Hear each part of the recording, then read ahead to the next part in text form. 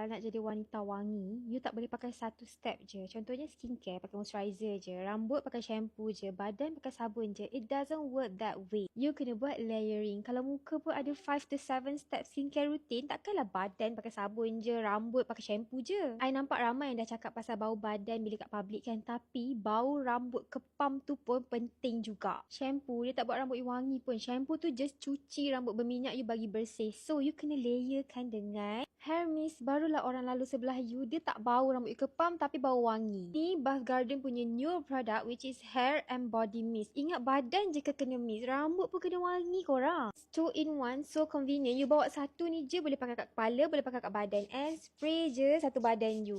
Diorang keluarkan 4 bau. Vanilla Orchid, this one bau macam Victoria's Secret punya perfume. Watermelon Splash bau fresh macam air buah. Lychee Rose sebiji bau air lychee. Passion Face bau manis-manis yang light. Nak beli mist ni boleh tengok diorang punya account ataupun masuk diorang punya live untuk dapatkan special promo.